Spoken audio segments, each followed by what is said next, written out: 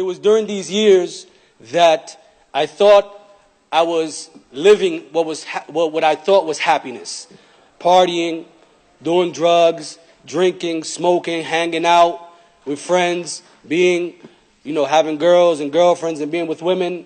And this is what I thought was happiness. And I was pursuing these things, but in the midst of these things, I was finding many trials and tribulations. I almost died a couple of times, drinking and driving.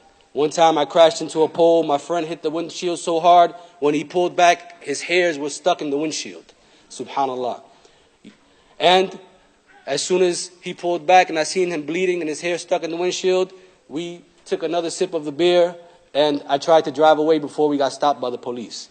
So this is how I was trying to pursue my happiness. But I found that I was only becoming more miserable. Trying to seek happiness within the drugs and within friends and within drinking was only making me more miserable. And my mother, she used to raise foster children. So she had this young man named Edgar, who he was living in our home. He was about 17 years old. His mother had died of HIV. His father was in jail for most of his life. He had a really sad story, and I really felt for him. So me and him became close right away. He told me about an organization in New York called Zulu Nation. And he said this is an organization he was a part of when he was in New York, because he was born in New York. He said you should check him out. You like politics, I was going to school for political science at the time. So he said, let's go to New York, let's check it out. So I went to New York with him to check it out, and it was an organization, but it was a gang. It was a gang with principles, so-called principles. And at one of these meetings, there was a man by the name of Abdulaziz. He was a Muslim. He used to be part of that gang. He came and he delivered a talk that day about Islam. African Mambata, who was big in hip-hop, he was the leader of this organization. He let him speak. After that, he came to my friend Edgar. He said, listen, take me home. So I said, okay, fine. We'll drive you home. We went to his house, and when we entered his house, he invited us up for tea and coffee. He immediately began to talk to us about Allah, about Muhammad, about Islam. And me, because I was always curious, I said, who is Allah? Who's Muhammad? What is this Islam that you're talking about? So he began to tell me, Allah is the one God, the creator of the heavens and earth. He has no son, he has no father. I was like, no son, no father, he has no associates? He said, no, he's the creator of the heavens and earth. Nobody's seen him. I said, okay, I want to know more. So myself, my friend Edgar, and another friend of mine, Tony, the three of us were together. So he gave us a book on Tawheed by Bilal Phillips. It was the first book that we read. This was in 1998. So we went home and we created a little cipher, right? This is what we used to say in the hood. When we used to smoke weed, we would create a cipher, a little circle, and we would build and talk about different things. So we decided to do the same thing. Let's go ahead and sit down. We're going to sit in the cipher. We're going to talk about what this deen is of Islam and who's Allah and who's Muhammad. We're going to read these books together and discuss it. So we began to do that. In the same token, I said, wait, I just can't leave Christianity like that. I was born Christian, so I can't leave Christianity that way. I have to give it a shot. So I went back and I began to read the Bible. I read it from cover to cover. And I had a highlighter in my hand, highlighting anything that I thought was contradictory to what I heard growing up. So and then we began to discuss that. Then we began to study the nation of Islam. We began to study righteous teachings. We began to study a teaching called From Niggers to Gods. We studied all of these things, subhanAllah. And then my one friend, Tony, he had also been in prison at one time. He kept telling us the right religion is Islam, the one that Muhammad teaches. And we kept telling him, how you know? He says, I'm telling you, it has to be the one that Muhammad teaches. So we kept on studying. Myself, I began going to the church and to debates and began to ask questions of the pastors. I began to ask questions of my grandmother, who was religious. And my grandmother, she would basically push me away. She really didn't want to deal with religion. She kind of saw me as, look, you're overstepping the bounds, stop asking questions, you're Christian and that's it. So when I would go to the church, and in particular, this one moment that is so fresh in my mind was when a pastor was having a debate with a Muslim man, and he said, Jesus is the one and only God. He is the Son of God. So I was too shy to ask a question during the Q&A, so afterwards I approached him. I said, listen, you said Jesus is the one and only God, but I read in the Bible that Jesus, when he was on the cross, he said, my God, why hast thou forsaken me? He said, yes. I said, well, my question is, I have your God, Jesus, the one whom you're telling me to worship, and I have the God whom Jesus is calling upon in your book. So who do I worship? The one you telling me is a God, Jesus, or the one whom Jesus cried upon? He tapped me on my shoulder. He said, son, you just have to believe. I told him that's foolish. How am I going to believe in something you can't prove to me? So it was at that point that I came to the confirmation that yes, I had to be a Muslim. And me and my 3 friends, we accepted Islam at the same time. But when we went to Abdulaziz, because we would go to him frequently during this time to go study with him, learn from him, ask him more questions. So when we went to him and told him, listen, we're ready. I told him, I said, I'm ready, but I don't want you to tell me what I can and what I can't do. I'm a man. I do as I like. I do what I want, when I want, and how I want to do it. I'm going to accept your faith, but don't tell me what to do. He said, fine, no problem. So we took the Shahada. But after I took the Shahada, unfortunately, I put on my kufi, and I still would go out and drink with friends. And I would run into Christians, and they would say, you know, Christian youth, like myself at the time, and they would say, you Muslim? And I say, yeah. And they would say, why are you drinking? I said, why are you asking me questions? You're worshiping Jesus. I know, you're worshiping Jesus, I'm drinking. Stop questioning me, right? So this was my attitude for a long time. And I went on that way maybe for about 3 or 4 months, subhanAllah. Drinking, still smoking, still partying. And then Allah subhanahu wa ta'ala guided me one night. I was on my porch, sitting with these same friends, and one of them, when I was sitting with them, they were smoking weed and drinking. I was sitting there, it was about 2 o'clock in the morning. I'm looking out at the sun, at the stars, and I'm thinking, subhanAllah, if I don't change, Allah subhanahu wa ta'ala is going to destroy me. And I began to reflect and contemplate further. And I kept coming to the same conclusion, you need to change. If you don't change, how much longer Allah is going to give you? How many more chances is Allah going to give you? You almost died in a few car accidents. You've been having this problem and that problem. Insha'Allah ta'ala, how much more time do you have? I told my friends, get up and get out. They said, what? I said, get up, get out. They said, you're high, you're tripping, stop bugging. I said, no, I'm not high.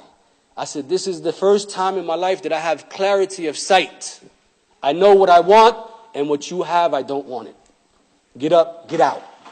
It was at that point that I realized, because those struggles that I faced, right, and finding this happiness and this pursuit of happiness, I was looking for it in the wrong places, drinking, hanging out with the wrong company, which is the case with most people.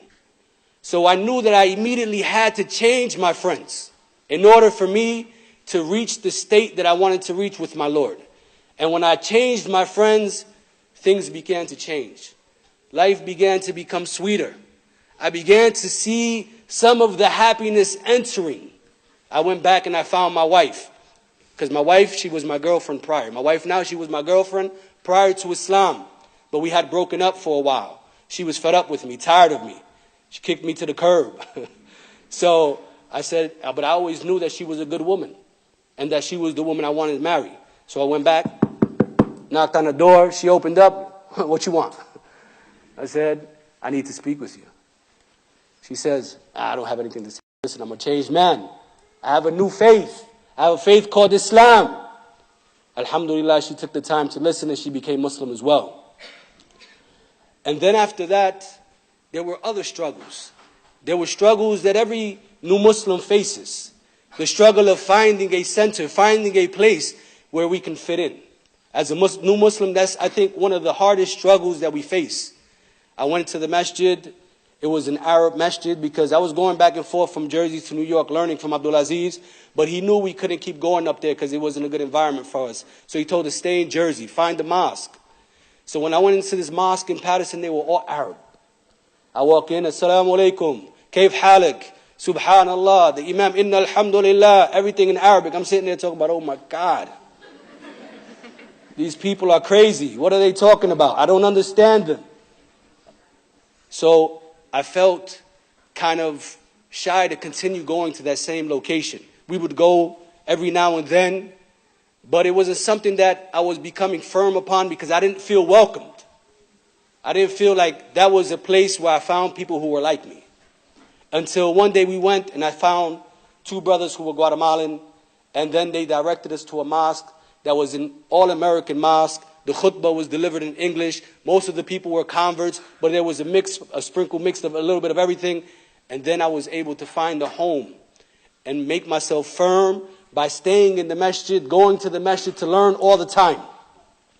Because I knew that if I kept myself in the masjid learning, then the vices would initially go away. But inshallah ta'ala, I only have 5 minutes. It's hard to wrap up our whole story in this short time. So I just want to discuss some of the other little struggles that I went through. Prayer is another struggle that we go through as new Muslims. And prayer is the source of happiness for us. And sometimes people find that it's difficult when you pray. It's difficult to learn to pray. You never spoke Arabic before. So you're trying to memorize all these words and you don't know what they mean. They have no significance to you in the Arabic language because you can't understand them. But I remember struggling hard. I used to take these little pieces of paper and I would put them on the floor, put them on the desk. And as I'm praying and I would forget, I would take the paper, look at the paper, continue my salat, be in sajda, pick my head up from sajda, look at the paper. And I would, I got to say, Subhana Rabbil A'la. Okay, put it back down, Subhana Rabbil A'la. Subhanallah. But the struggle made it all the more better. It made it more appreciative. I was able to appreciate it more. Another struggle was during Ramadan. Ramadan, when I became Muslim in Ramadan. Like maybe a month before Ramadan, 2 months before Ramadan. Subhanallah. So I remember fasting. Another struggle as a new Muslim. Fasting was hard. We had to wake up early in the morning. It was like about 4 o'clock in the morning. Then I'm like, subhanallah, I wake up at 10, 11. Subhanallah, I got to wake up at 4 to eat. And I can't eat till the nighttime. And I remember struggling, coming home those first days hungry. And I remember coming home one day and looking at the cookie jar. And I'm sitting there salivating over the cookies, subhanallah, until I couldn't take it no more and I just began eating the cookies. You know. And it was another time that we went at night to pray. And I was in the mosque and I'm praying behind the imam. We praying Salatul Isha. And he finishes praying and I get up to leave and I hear them get up to make salat again. And they said something and it was calling actually for for Taraweeh. But I don't know because I didn't speak Arabic. So I said, okay, man, they added a salat or something. I'm not sure. I thought we prayed the last prayer. So he starts praying. So he makes the 2 raka'ah. He stops. I go to get up again and he gets up again. And I'm like, subhanallah, what's going on? And now he's praying for about an hour. And I'm sitting here, my legs are shaking. This is the first time I prayed this long. I never prayed in my life standing. This is the first time I prayed. My legs are shaking. I'm sitting here. I'm frustrated. I'm bugging out. I'm sitting here. And my concern was I can't leave the prayer. Because if I leave the prayer, I'm going to be punished. I remember I began to cry. Right? Because I'm sitting there thinking, man, if I leave the prayer, I'm going to get punished. My legs are hurting. And I think the guy next to me probably thought, man, this young man, he's righteous, mashallah. Look at him, he's crying. All he knew is that, subhanallah, I was sitting there crying because I'm sitting there making dua, oh Allah, stop this imam from reciting already. Subhanallah. And I remember, I think when he stopped one time, I got up and said, and I ran out, subhanallah. But inshallah ta'ala, I just wanted to mention those points, inshallah, because I think as new Muslims, we struggle through those, and even people who are returning back to Islam, who stop practicing their faith for whatever reason, and are not coming back to Allah subhanahu wa ta'ala, they have the same struggles. So I think it was important to share that from the small points in my life, inshallah. And I hand the mic back over to Sister Nahila. Barakallahu feekum.